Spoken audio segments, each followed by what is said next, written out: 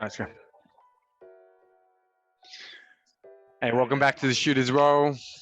For the fans, by the fans. It's T, your boy T here, and we have RJ in the house. How are you, RJ? Oh man, what's up, guys? How's it going? Cool. Let's get into it. So today they released that Rajon Rondo has signed with the Lakers. Yeah, he's You being a back. Lakers fan, myself being a Lakers fan, it's pretty good signing. I feel like they're building a dream team, but just 10 years older. We're just getting a bunch of old all-stars that pretty much know their roles. What do you think of this signing, and is it enough to, I guess, take us over the edge to win the championship this year? To be honest, I don't think he should have left in the first place. I know he was chasing money, but he's got to consider a lot of things with his age and previous injuries. I think he shouldn't have left. I think him going to the Clippers was a big mistake. He thought that he was going to a situation where he would have helped them and those guys would have listened, and like the Lakers now. But the Clippers are the Clippers. I mean, But anyway, but it's a great signing. Look at their team now. I mean, frig, dude, like what a lineup. I know they're all older. Average age is about 35, if I'm not mistaken. But if you've got a couple of younger legs along with some older guys, I think they'll push them through. I think they'll go all the way this year. That's not being ambitious too. I'm being for real. They've got great people. They've got great guys. I mean, despite whatever happened before with attitude and whatnot, they all know that this situation they're walking into now, what it's all about. So egos aside, LeBron's the man. Okay, he's the guy. He's led GM, and he's the one who recruited them, and they're to win a chip, and they all know that. So I don't think there'll be any problems this year. I think they'll just change the lineups to what's presented to them, and I think they're going to do great this year. It's not going to be a 82-0. Okay, so let's just relax. But they'll be there. They'll be there for sure. So I don't need to be worried about anything, to be honest with you. What do you reckon, T? It's a great signing. So you think about all these guys they're getting for vet minimum. These are guys that probably get on the market, can probably get double. To be honest, like the vet minimum is about what 2.8, 2.7. These guys probably can get mid-level exception if they wanted to, if they really wanted to push it, because that's their market value. Let's be honest, right? Like some of these, they're like Dwight Howard and stuff. They probably can push a bit more, but with Rondo, I definitely agree that he left the Lakers just to chase money. You think about after he won the championship, his thinking was about trying to gain as much money as possible, right? Trying to earn as much as possible, and the Hawks signed him to $8 million deal. You think about $8 million deal versus a Lakers 2.7. Like as a money earner, you just need to go where you are because he's going up in age. That's right. I knew that he left for money. Like if it was about championships, he would have stayed. But Sure. Yeah. You wouldn't leave that lineup for either Atlanta, who are a bunch of young guys, no offense, or Clippers, which is a bunch of dysfunctional people. You know what I mean? Yeah, I mean, definitely. That was so bad. I mean, I think he can talk when he retires of the comparisons versus the Lakers team versus the Clippers team. Yeah, definitely. It's one of those things that you don't want to burn your bridges because you might play for them again. So, it's all about earning the dollars. So went to the Hawks just for the money.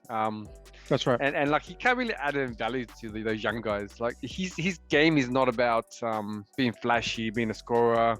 Like he just understands the game. His IQ. He's a player that has to play. Like his action means everything. You see him doing on court.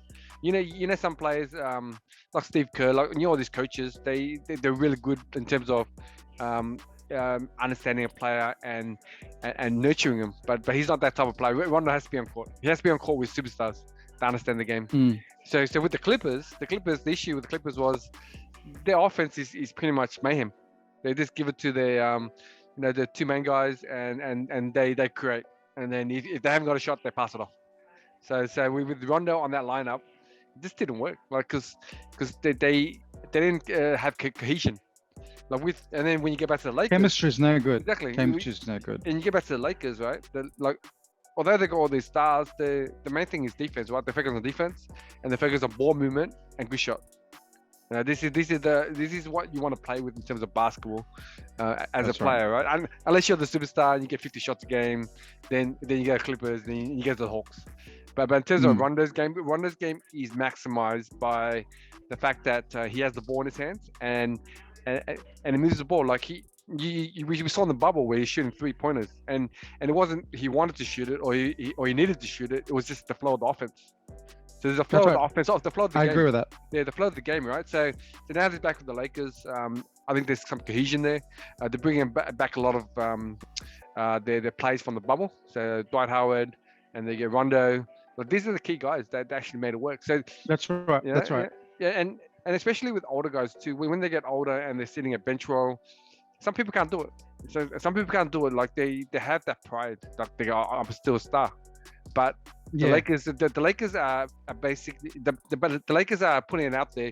If you want to join us, you're joining minimum, and then you also just have to fall in line. And we're seeing in the last 2 years where it's worked. People fall in line, and they make it work. Maybe not last year because they had a couple of like younger guys that had more upside, but that didn't work out too because they're trying to prove themselves, right? Yeah, Kuzma, and you got Montrezl Harrell. These guys are trying to work for contracts. So in terms of the 1-year deal, getting all these stars, yesterday's stars, onto the team, it works. But it's just 1 year. So then next year you can probably can shift them all out and change it with other guys. But it's a genius move. Pity for Isaiah Thomas because there's rumor that they wanted to sign him before Rondo came available. But I think Rondo is a better match than Isaiah. Absolutely. You don't really need another scorer or a guy who's a volume shooter. You need a guy that's a team player that can coordinate plays. But if you look at their lineup, man, wow, dude! Like this is probably the best team that has the first tier and second tier lineup as like really, really good. Yeah, because if you think about it. I haven't seen a team where you got Russell Westbrook as a starting point guard, and then you got Rajon Rondo as a backup, and then you got the young guys whoever they're gonna play point guard. But then you always got someone that can distribute on the court at all times, which is crazy. If you look at any team, we have in terms of like salary, right? You usually put your money into your starting lineup, and then on the bench, you as a coaches. His theory or the way he wants to the coach, you disperse the money where you want. Usually he's the scorer off the bench. And to have Rondo as a luxury, right? You think about if Russell gets injured, Rondo can just slide into the starting position and there's no great issue. Backup. Yep. No issue. That's right. That's right. Sure, it's probably not as explosive, doesn't score as much, but then he's got to create more opportunities. Yeah, he's got to create more opportunities for veteran leadership. That's right. You think about the guy that's going to benefit the most out of Rondo is AD and Howard. But those guys, absolutely, lob city is lob city, right? That's right. Yeah, and Rondo's willing to pass, and then when someone's passing, and then you got also your key player, as in LeBron doing the same. Like it just catches on. Everyone wants to pass. Everyone everyone involved. And that's right. And my last point was these two guys on the bench will cheer hard for you, even if they don't get to play. Oh yeah. Yeah. Oh yeah. They understand that. Yep. But if you think about it, T, that's actually a golden rule with any bench, especially with college, because if you see players that are not into the game, I don't think they'll be playing the next game or be the next season. So, but the Lakers, you can tell they're hyped. Like they're the hype team. They want to be there. There's a reason to be there. But yeah, totally get it, man. Like you need guys who are like great cheerleaders, but they're great teammates at the same time. Yep. And then you can imagine all the, I guess all the play rides with all these vets. So they'll be hazing all the younger guys, which will be fun. True. Yeah, and in terms of just on the road and all that experience. So just crossing over to so the Lakers cut what's his name? They cut the vet.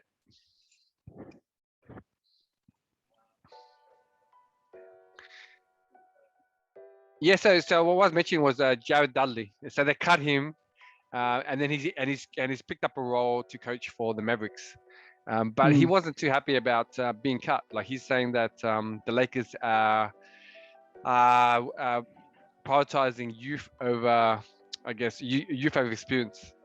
But if you look at the Lakers roster this year, it's a totally different team. Like we have the highest average of older players.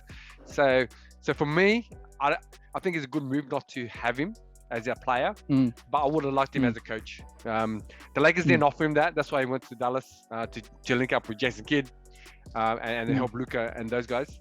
What are your thoughts on that? Is it because he wasn't playing? He was averaging 1 point a game, like the games he did play, and he had major injuries. Well, yeah, he's towards the end of the bench, but at the same time, like he's not a Rondo. I mean, Rondo now can shoot, but if you bring him into the lineup, he's valuable because he knows how to make plays. He can distribute the ball. Jared Dudley's not that player. Jared Dudley's a spot up shooter. I would probably say that he's a liability on defense too. So, and in terms of basketball IQ, I don't think they sort of see him as that. But Dallas saw that potential in him, so that's why he jumped at opportunity. So I think that was a great move, and I think I don't think he should take it as a negative. I'm sure he wanted to go back because of LeBron and AD, but unfortunately they've got a vision. And you've had your tenure, you had your run, you got your chip, so I think you should just be happy. I think that he should have spoken to them earlier, and maybe work out some sort of agreement. But I think he was just expecting all that without any backlash. But it is what it is. I mean, come on. What do you reckon? It's basically NBA and high stakes. As a player or coach or whatever personnel you're in, every day is a different day. Like today's promises will be tomorrow's non-promises. It's just the way it is. That's right. And the way it's a business. Yeah, and the way the roster was constructed, right? It's constructed to a point where like they had all the experience, so he doesn't have a role anymore. Like I'd rather give up his role for someone younger that can play, right? So let's talk about the Lakers, right? The Lakers. They have a good roster. Like I want to see this experiment work. But with a couple of spots they have left, I would like them to have be younger talent, because there's gonna be games where we give starters a time off or whatever, and you need a fusion of youth just to balance it up. Of course, balance it up. So like I've got friends asking me, "Oh, we should get this guy. We should get this guy. Cousins, get all this." And I'm like, "You have too much. No. You have too much. It doesn't fit, right?" But let me be honest with you. I'm still cut that Caruso's gone. Caruso was such a good fit. Yep. Like no matter which hole that was needed to be filling, he was there. Yep. You know what I mean? Especially on defense and even on the fast break. Man, that guy was good. But I think he was seeking a payday. So you know what? That's all right, man. Like like they could have brought him back. So he got about $8 million each season in Chicago. Yeah. But they prioritize THT. So and then because he's Klutch, which we'll get into. He's a Klutch client. Yes. He's a Klutch client, and then it's you think about Caruso, right? He's $8 million, and that's literally like roughly 3 to 4 players minimum. And they true. And so then you think about it, if they have opportunity to get him back like Rondo, like on the cheap, they definitely will, right? So it wasn't his playing ability, it wasn't anything like that. It was purely about money, because I just love the way he played with the superstars. You can plug him in and he can play with LeBron and AD without having the ball. Like these guys are really hard to find. Like in this era of social media and offense, like thanks to James Harden, like you see the guys in college or high school, in elementary school, they've got videos coming up now where people only watch them because they're dribbling 100 times and they're scoring like 50 points or whatever. They're taking all the shots. No, we're not dribble. And this is our society. This is our society, right? And but you can't have 5 players on the court or 10 or 12 players on the court that could do that. You need pieces to fit. All right. Yeah. That's right. Pieces to fit. That's right. So hopefully we have what you call it, a couple of players that we signed that can fall into those roles. You know, Ariza is a player that I see. Maybe Monk, you know, Nunn, you know, THT to a certain degree. I think these guys will fall in place because there's so much superstars and ex superstars on the team, but definitely for sure. But yeah, he's one guy that I wish the Lakers signed. But there's reasons why that, and a big reason why is because Luol Deng is still being paid $5 million a year. Luol Deng, he's killing the Lakers. He's killing the Lakers. We've got one more season of his $5 million, and then it's free.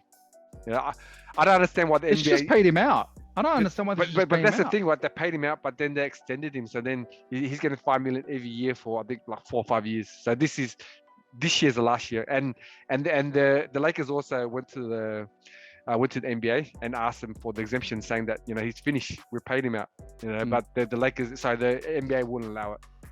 It's strange. It's strange because he retired hurt, but then he went off and played in Minnesota. True. So it's really strange, but you know, it is what it is. Yeah. Yeah. All right. On to the next one. Nerlen Noel. I said it probably. So he's Nerlens. Okay, cool. Thank you for being here, bro.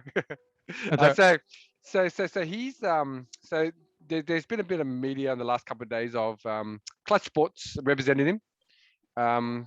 We just go to the issue at hand. Was Klutch Sports asked him for $200,000 of commission when they represented him. He's come back saying he's countersued them with the about $50 million countersuit, saying that loss of salary.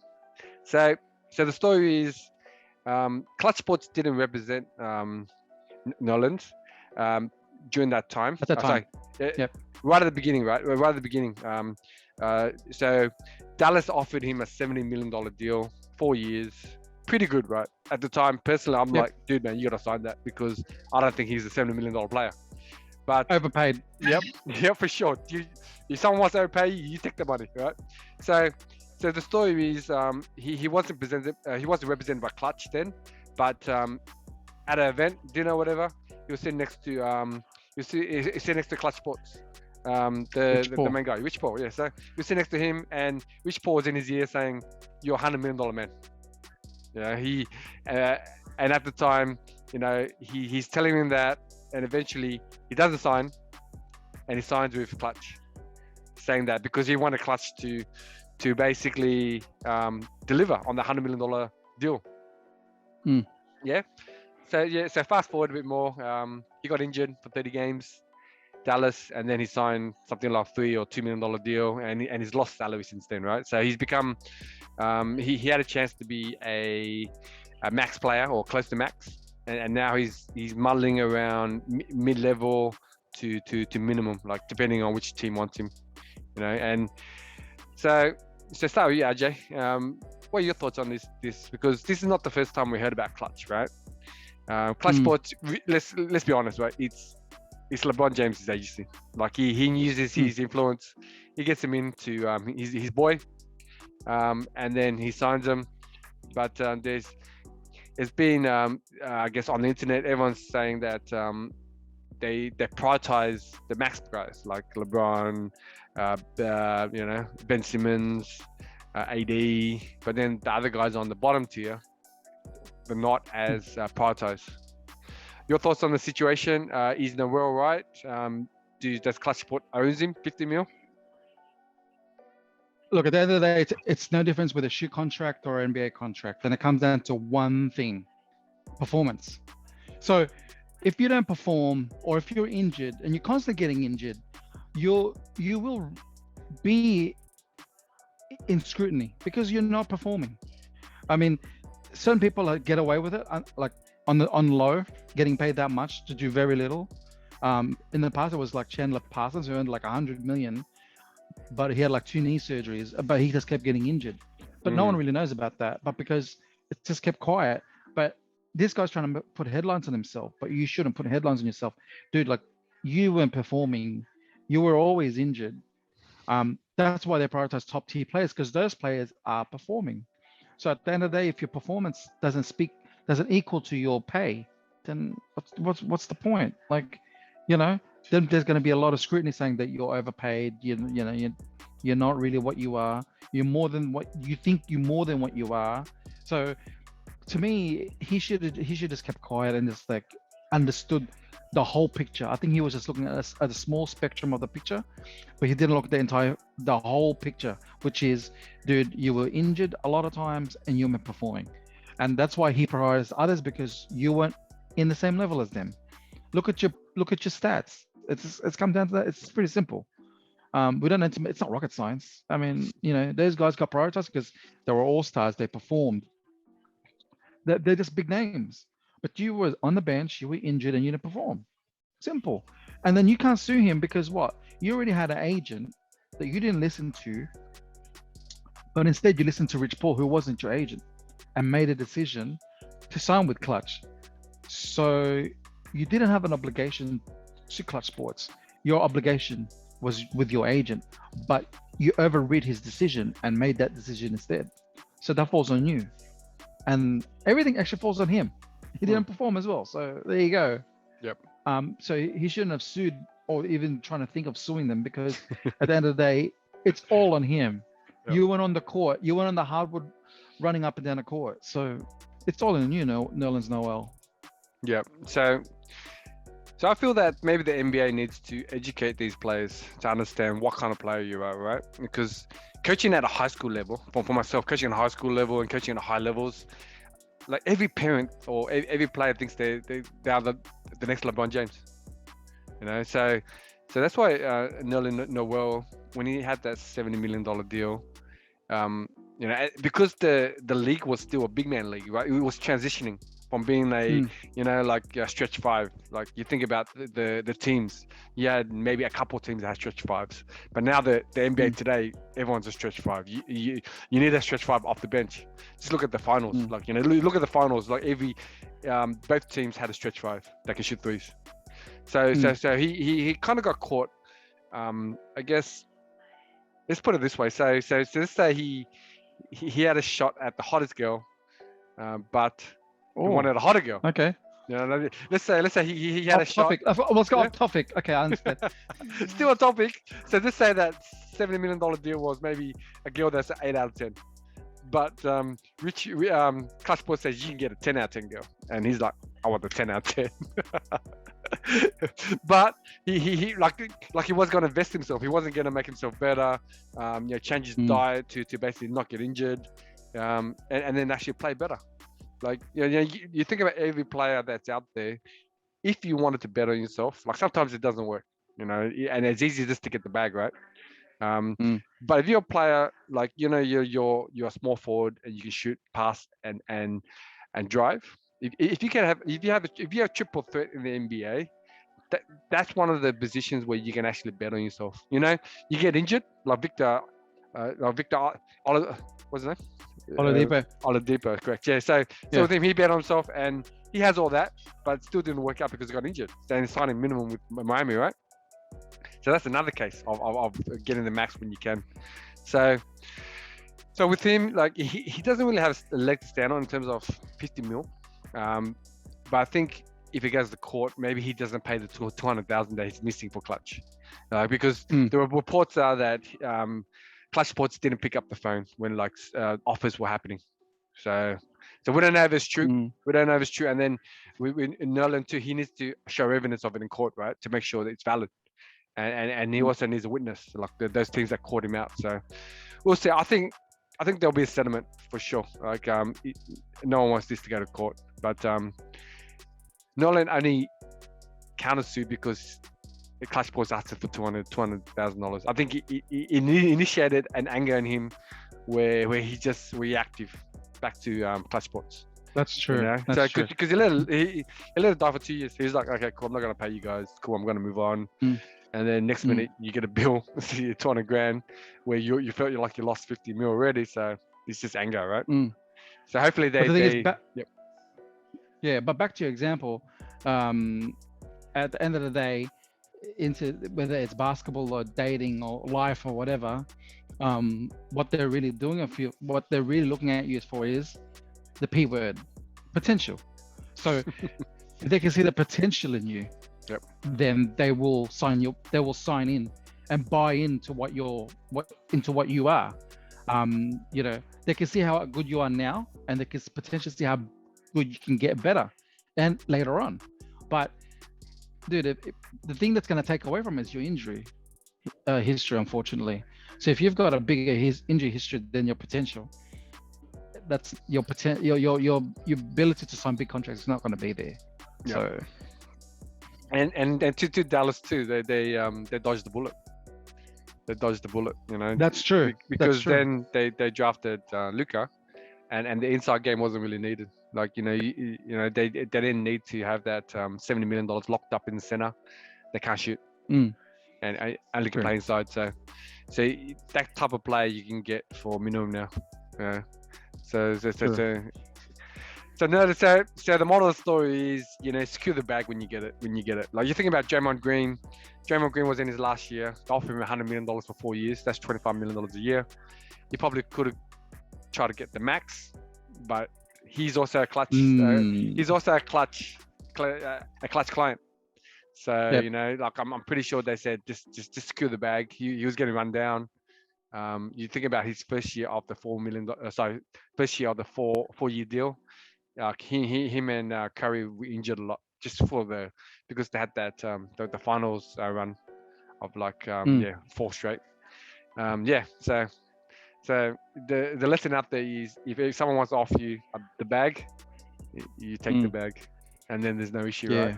Because if you took that $70 million, like, you wouldn't have this issue, and you'd probably be traded here and there. But at the end of the day, someone's got to pay him. That's right. So stop being angry and just move on. Should have passed on that message to Latrell Sprewell back in the day. But anyway, he's got to feed his kids. That's true. Yo, so yeah, so let's talk about our next topic. There's a documentary. I think it was made in 2011 or 2014. It's a while. It's a while now. Yeah, too. It's my second time watching it. Yeah. Okay. Yeah, it's the Fab Five. It's I'll let you talk about it, actually, RJ. Give us a story of to me, it was the greatest college team that have never won it, because these guys, you know, they provided style, they provided flair, they provided arrogance, they provided the baggy shorts, black socks, black shoes.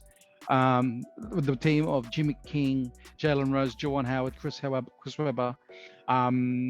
I mean, these guys really was the face of college basketball at that time. Unfortunately, because of a miscalculation by Chris Webber, who called a timeout when they had no timeouts left, it cost them the game.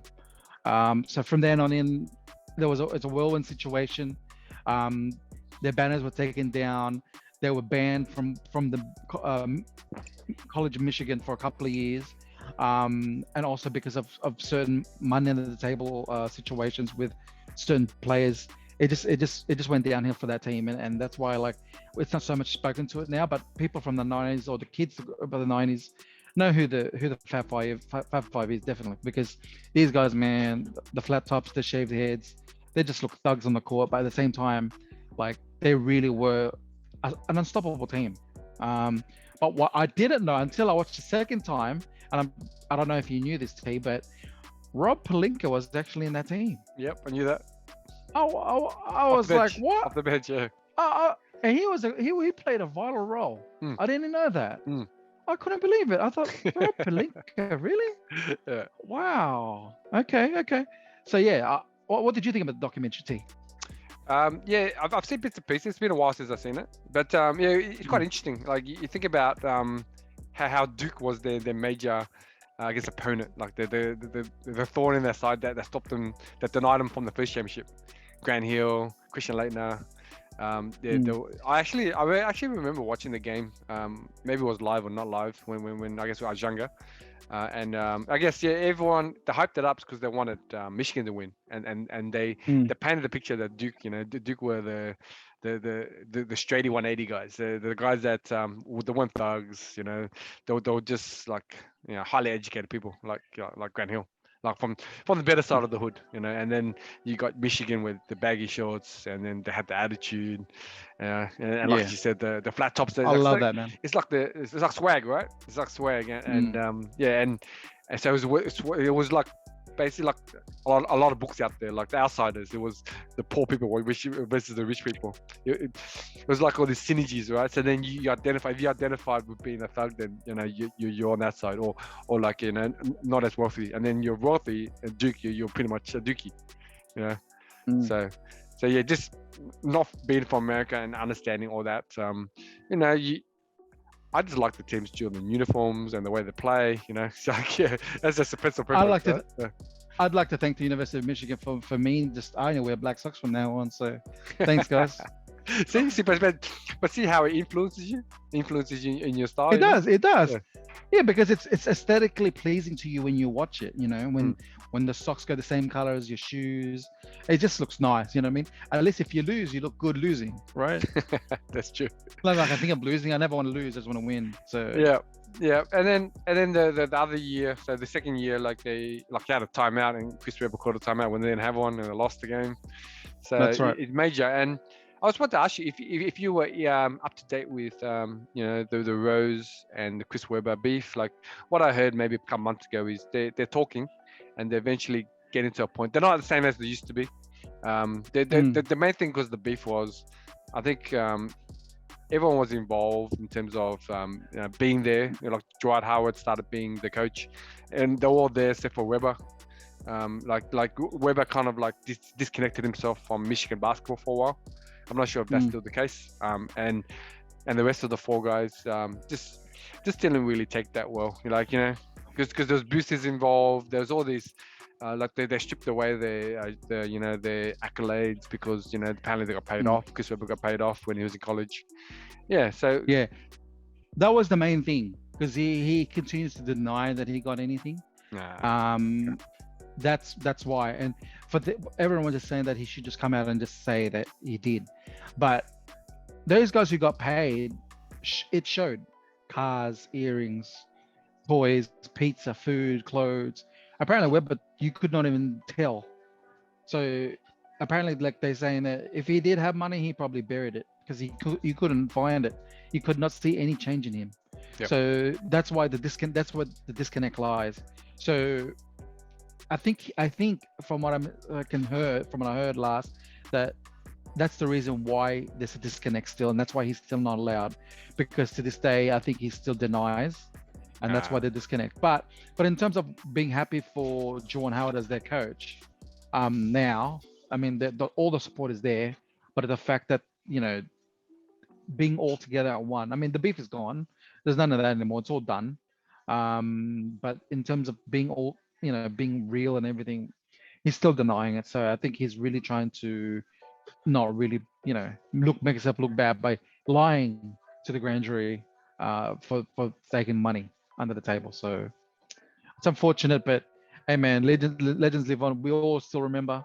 You know, legacies live on. So we've never forgotten about him. So it's fine with me. It's fine with me. I just thought I'd watch it again in Disney. For you guys, if it's not in Netflix, it's in Disney. So look in Disney. Yeah, and just segueing on that, the NCAA rules have changed this year, so all the college players or athletes in any sport can start making money off their likeness. So for the audience, like back before this year, all the money made from advertisements. So let's say that the main NBA guys, like KD was playing for Texas, like when they had a photo with him or like in a brand, all the money couldn't get to the athletes. The money went to the colleges to make money, right? So then this year, or NCAA. Yeah, this year is the first year where the players can actually make money. So because you think about these players, right? They're training, they're going to school, they're training all week. So in terms of money, they only get what the scholarship gives them, and the scholarship is probably minimum, right? The minimum, just enough to live. Just enough to live. Like you can't drive a nice car. You probably just eat, like, you know, treat yourself once in a while. And then the colleges were making all the money off them, like, you know, and that's right. In a way it wasn't fair. Like you think about, you know, like KD was selling out arenas, and then people buying tickets to watch the game, TV rights, etc., sponsorship deals, and he didn't get the cent of it, right? No. Officially, he didn't get cent of it. We don't know what happens behind closed doors, what's hidden, but That's right. officially they don't get any of it. But now it's really good because all the players, you know, you think about the female like MJ, like Paige Beckers. I don't know if you know of her. Paige Beckers is a player up and coming, and she's won already four gold medals. She's won at every level, high school and college. She hasn't won yet. They made the Final Four last year. You know, it's amazing that these people get these athletes get the opportunity to actually make money and be in a situation where you can stay at college now. I can stay 4 years because I'm getting a $100 million deal. Like, you know, I can stay here, relax, develop my game, and then go to the WNBA, NBA, or whatever professional sports there are. You know, I think it's a great thing. I think it's a great thing. It is. If it's not abused. NCAA will lose money, of course, because the money's directed to the players, but the players are the product. You know, it's been years in the making. Like, I don't know if you watched the Rock's TV show, you know, Big Ballers. Like they mentioned that was a big topic. I love that show. Remember that? Yeah, I love that show. So it's pity it's cut, but that's what the last episode was about. The last episode was about let's make the NCAA pay. You know, like his agency wanted to go after the NCAA to make all the players play in that situation with football. What are your thoughts on the whole thing where the college players now can make money like professionals? I think it's about time, and I think it's been a long time coming. So instead of using your athletes as your cash cows and, you know, they get nothing, I think it's about time, because I think they're scared that now because of a new wave coming of how to make it to professional, league. It's like, you know, like what LaMelo did. He went to Australia, or they go to Lithuania, or they can go to a small community college, or any other option to get there. So now people are seeing there are other avenues. So that's what I think NCAA that now it's one of the benefit packages that they can get to attract people. Because if you don't have that, then people will just say, well, let's just go to Australia and play, or let's go to Lithuania and play, or let's go to another country and play. So now they can see that, okay, if we give them this, that's a more attractive package than going overseas, because you're not going to make anything else apart from your salary. So they are smart for doing that, because I think they can see already that people are seeing other alternatives, and that's not good for them because they're losing business. So it's about time, and you know, the players deserve it, to be honest with you. Yeah, definitely. Like to be able to play the sport that you love and the sport that you've signed up for, and being able to earn an income and actually live the life of a proper college student. And That's right. You know, and not having, I guess, like to your point, like Chris Webber hiding the money, if there was any money. Like the college players shouldn't be able to put in that situation, you know. And I think this is well done. It took a couple of years to get here, but it's totally awesome, because then the college game will be better for it. So not everyone is rushed to get to the professional leagues. They'll stay in college. And they'll develop their game, you know, and you know, it's better for themselves and better for the league. Like NCAA had to bite the bullet, keep the money in the country, and then keep the athletes in college. Because if I was a college coach or a college administration person, just for the game, then I would like this decision, because it keeps these players in NCAA. You know, because we've seen that LaMelo Ball went to the NBL because they lost it for a year, right? So that's heaps of endorsements that the college or the professional team he played for would receive. Exactly, yeah? That's a lot. TV rights, and that was better for us, because the NBA was paying the NBL for that that program, and for us, like going to see LaMelo in Sydney, there was 17,000 people watching him. That was the biggest game. That was the biggest game that I've been to the NBL, like outside of the Kings winning their three-peat. It was that big. It was that big. Just that one game, and just to see a NBA prospect playing in our local, so you know, local comp. So that's pretty awesome. Cool. That's all I had. Ajay, did you have anything else that you wanted to discuss? Share with the fans? Not at all. I mean, those topics we shared is great. You know, we're still under the pandemic, so we need stuff to sort of, you know, watch and scrutinize and sort of to pick from. Yep. If you guys got anything suggestions out there, let us know. Yep. But those documentaries and whatnot are great. Oh, by the way, I'll put it out there on the post. The Black Mambas next year for August 2022. Yep. So save the date. I'm sure that's going to be something interesting too. I'm sure there's going to be a couple of things there we didn't even heard about before. So keep a heads up on that. So yeah, definitely. There's a couple more documentaries coming out. I just read that Rodman's releasing his own documentary. Who's it? Dennis Rodman's releasing his own documentary. Oh well, I'm definitely watching that. That's oh, it's about his Vegas stint. Yeah, is it? Yeah. Oh well, I'm watching that for sure. Yeah, it's quite that for sure. It's quite interesting because MJ ruled the court when he was on it, and now he started the Last Dance, and now everyone's just following on, which is great for us fans. More content for us, right? So more content, correct. Yeah, and then the other thing I wanted to talk about is street ball. Like I've released some videos on the channel about reacting to some street ball in America. That's always good to watch. It's going off. Like it's something about playing street ball, no refs, and just playing against your guy. There's been a bit of push and shove, a bit of fights, but it doesn't really escalate that much, right? But it's part of the game, man. It's street ball. It's part of street ball's reputation, so it's fine. But we've been watching Nick Bruce's videos, and guys are pulling guns out. So it's quite interesting. Like, I don't know if it's real or fake. That's an eyebrow raiser for sure. Yeah, I don't know if it's real or fake. But the fact that someone had a gun in some of his videos is quite interesting. I'm going to keep on reacting to these videos. So hopefully you guys can check out the real content. That's what we are. We want to give you guys a chance to check out basketball. If you like our decisions or you like our opinions, it's cool. Just join in. If you want to go directly to those YouTubers or wherever it is, we just want to be the central point where you get basketball content and basketball news. So subscribe if you like. Remind me. Yeah. It just remind me. You know where they got that from? They're not really original by doing that. You know where they got that from? A1. What? No, pulling guns out. White men can jump. True. It's we'll get into the street ball. If you start watching some more street ball, RJ, we'll react together or we'll discuss some of it. Let's do it. Because there's a couple of guys that are, I guess, on the top tier. Like you got Professor, and then you got the Bone Collector, and then you got all these other guys that are coming up. But they're releasing videos every second, third day, so it's quite interesting to watch. Like I watch it. I would want to watch it. And I like Nick Briz, the way he makes his videos, because they're very aggressive. They're very aggressive, and it's always good. That only creates more content. Yeah. Yes. Like every video is a banger. He gets about millions of views in 2 days. Like he's released a video that I reacted to, and literally in 2 days is already 800K. Because there's something about as a baller, right?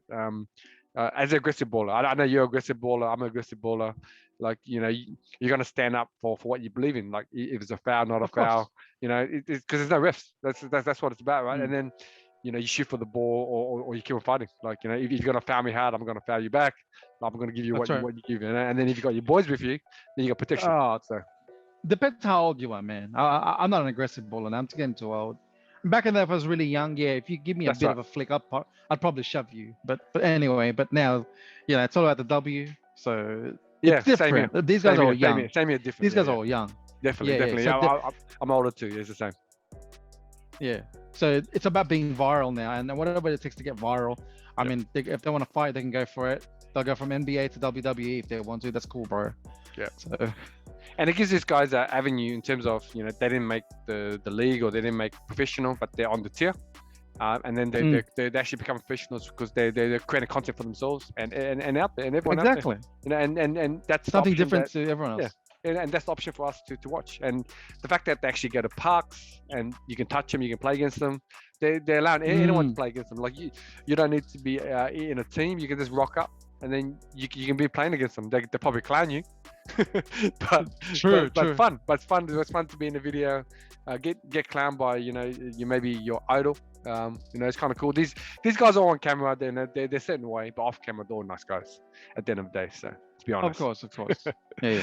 And they're all they're just trying to earn the money as we are. So building the brand. True. So hopefully you can follow us to those social medias. Keep up with us. We want to hear what you guys are hearing. But till next time. Later, guys. See you guys. See you, T.